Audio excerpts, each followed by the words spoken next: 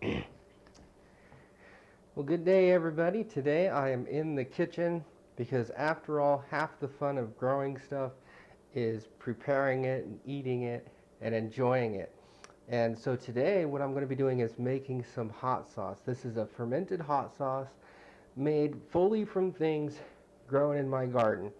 And what I've got here for the heat is I have a bunch of the Joe's Long cayenne peppers.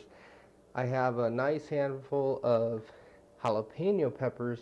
You can see some are green, which will add plenty of heat, and some of the jalapenos are ripe, which will add a nice smoky jalapeno flavor.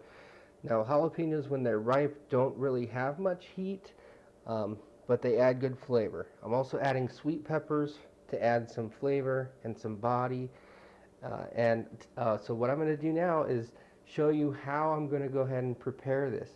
So I'm going to start off by cutting the stems off the end of these peppers, and then I'm going to put them in my food processor. You can use a blender.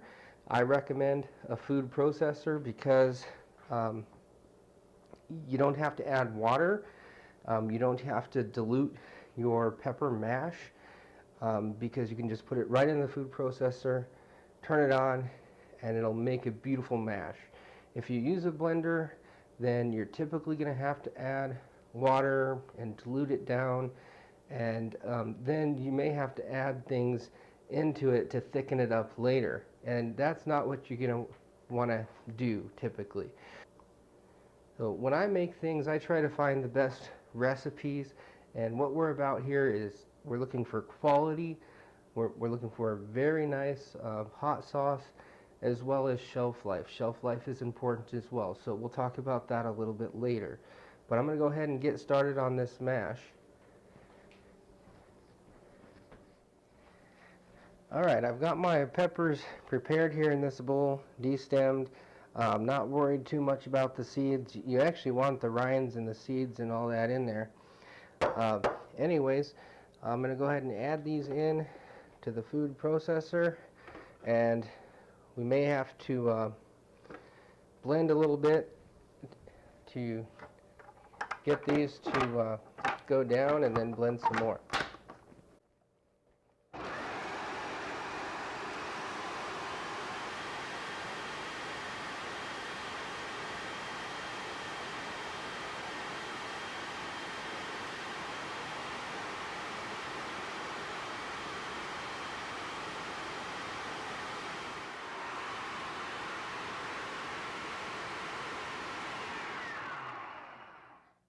Alright, that's the mash. Now, I had just enough peppers to completely fill this thing, and you'll be able to see that this is a beautiful, beautiful soupy consistency.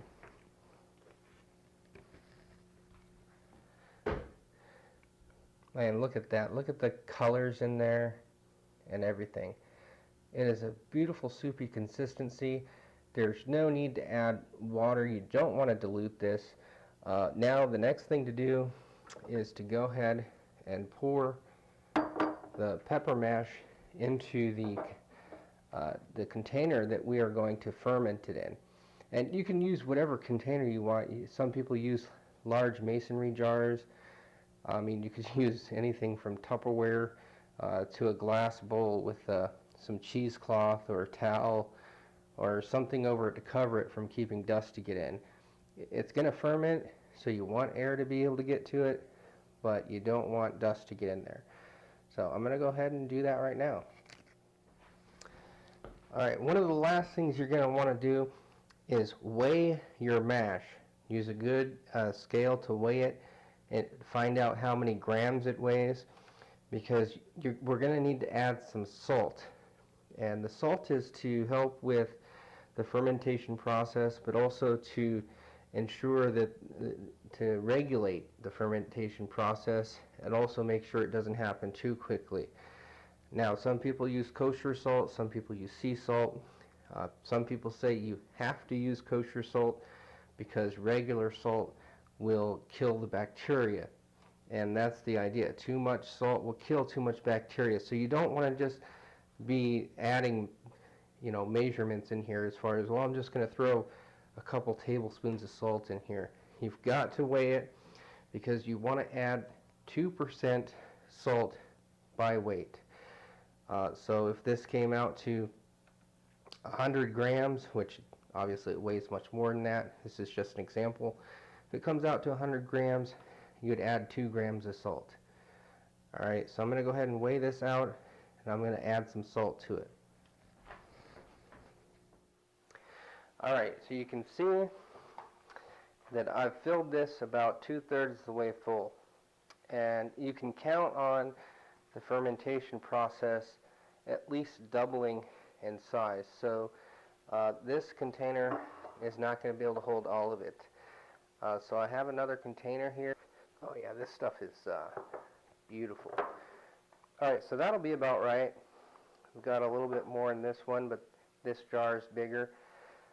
So we'll go ahead and come back when it's done fermenting so you can see what it looks like, and we'll wrap up the rest of the recipe here. Alright, last thing, almost forgot, don't forget to cover it.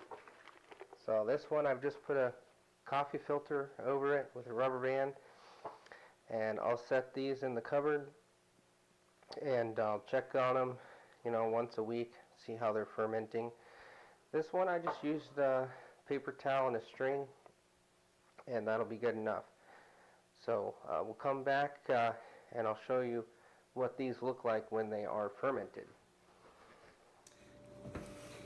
Hey guys, welcome back. So I'm back with the fermented hot sauce. Now this is almost exactly 3 weeks later. I can't remember exactly how many days, but I'm pretty sure it's been right on the 3-week mark. And to my surprise, it's definitely done fermenting already. The last couple days I've actually just been waiting on my bottles to come in the mail that I had ordered. These bottles are a little bit larger than what I had expected. I did order them because I liked the fact that they look durable and I could reuse them for many different things, and they have a nice seal on them. I'm not sure how I'm going to like them for hot sauce because the opening of the bottle is larger than I wanted. But this is what I ordered. I paid a couple dollars per bottle, I think. I'll have to double check the price on that. So I'm going to use these, and these I could see using these for many different things. So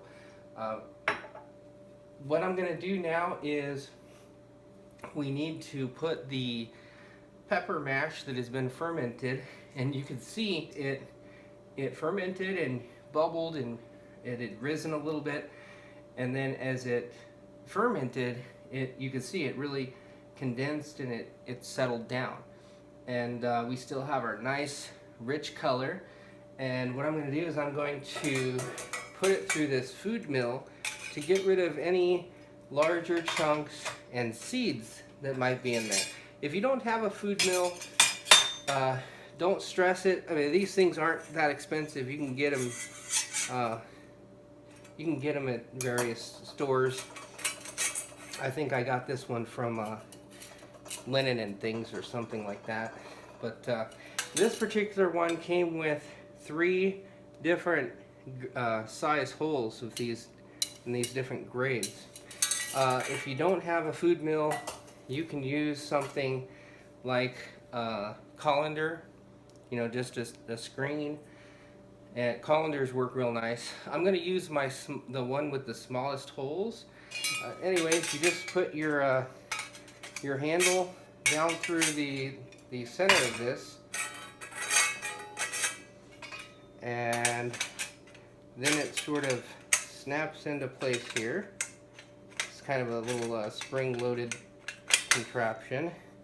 It fits right in place, and what I'll do is I'll rotate this forward and back as I pour the mash through. Now your mash should also still smell good. Yeah, it smells good. It smells like you got the sweet pepper smell in there, and yeah, we're ready to separate this out. So I'm just going to pour this on through into here.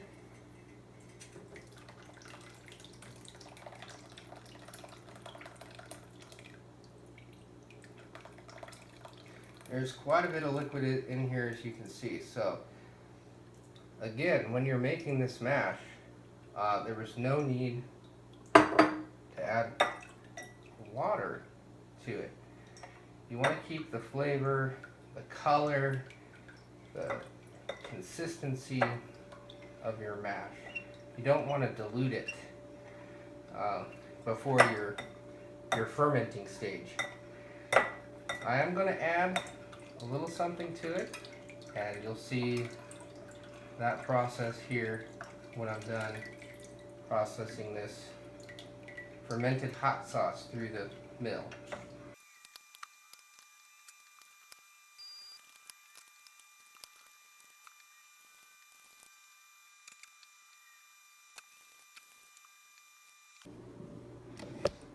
Alright, now I'm going to show you the skins and the seeds that are left inside this mill.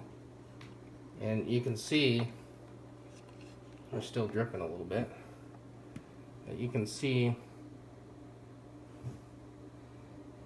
that nice fermented hot sauce and that rich color. Doesn't that look good? Okay, here is how much fermented hot sauce I had come up with. It's just over 2 cups. And after straining it, this is what I have. Some very nice stuff. So time for the last ingredient. Now, I want to add some vinegar. And I researched many recipes. There's a lot of recipes out there. And some people put up to, say this is 2 cups, they would put half the volume of this, they would add that amount in vinegar. So some people will add a full cup of vinegar to this. Now I don't know that I want my hot sauce that vinegary. I understand that would probably give it a longer shelf life and really make it a bit more acidic and prevent nasty things from growing in there. I'm going to go with a little bit less than that. Some people will go 1/3 this amount. And, you know, maybe they end up doing like 2/3 of a cup or 3/4 of a cup. I'm going to do, I think, somewhere around 2/3 of a cup of vinegar that I'm going to add to this. And again, that gives it a nice vinegary, tangy flavor to your hot sauce. But it also helps keep the nasties out and make it more shelf stable. So you could potentially not have to refrigerate this stuff. I don't recommend that though. I'm going to refrigerate mine regardless of what I'm adding to it. There are loads of ingredients, loads of different recipes out there that people put in their fermented hot sauce.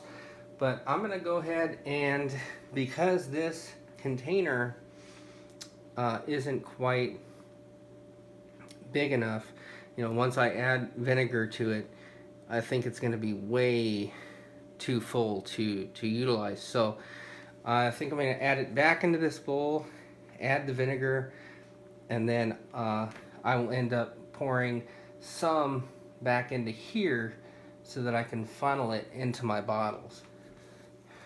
Alright, so I am just adding some distilled white vinegar.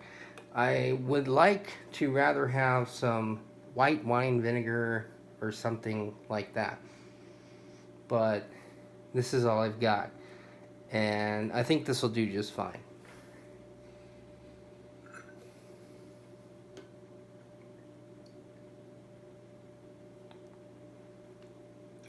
One-third.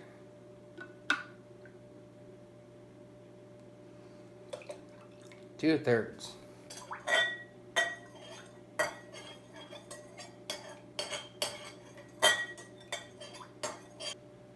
I wish you guys could smell this stuff. Well, that is nice. I'm gonna add this back, some of it, back into here. Now these bottles have been sterilized. I've got my funnel. You definitely want a funnel. In fact, it's probably preferred if I had a funnel a little bit bigger. Actually, this is going to do just fine.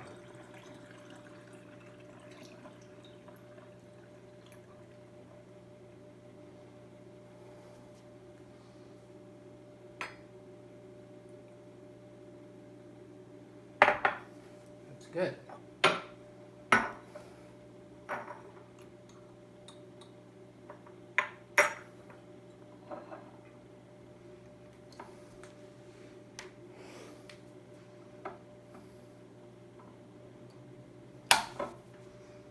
There you have it. One awesome bottle of hot sauce.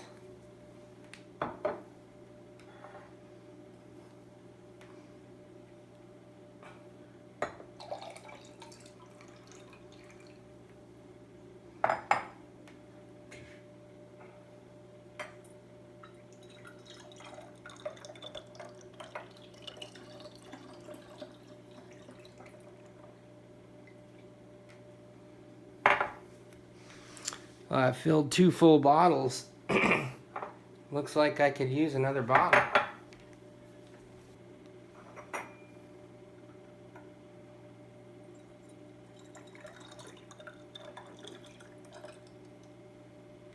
I'm actually very pleased with this amount of hot sauce. I'm also pleased at the quality.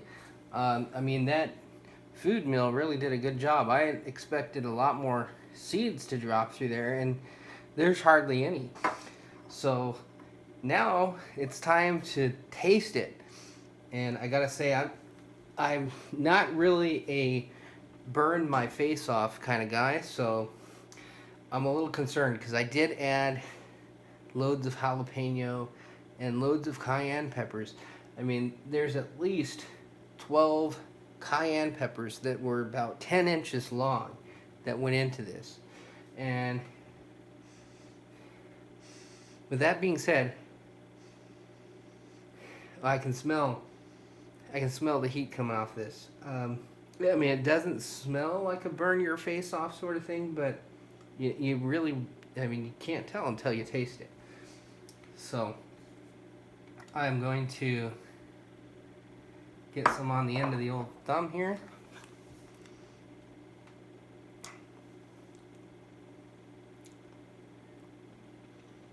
That's not bad, actually.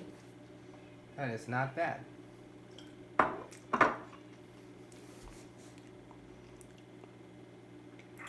A little bit of heat. Some nice flavors. Not too hot, in my opinion, at all. That's about the way I like it right there. I think I lucked out quite a bit. So, if you guys are looking for a way to preserve your harvest, preserve your peppers, so far I've used my cayenne peppers to make cayenne pepper jelly. Now I've used cayenne and jalapeno to make fermented hot sauce. And very shortly I will be making some cayenne pepper powder. So I got some cayennes that have been drying out over the end of the summer and into the fall here, and they are pretty much ready to go ahead and grind up into some cayenne pepper powder. So great ways to preserve the harvest. I definitely encourage you guys to give this a try. You can use whatever peppers you want. You may want to use jalapenos, you may want to use Tabasco peppers, you may want cayenne, or you may want to go with something crazy like habanero or even ghost peppers. But yeah, please give it a thumbs up. Let me know what you think in the comments down below.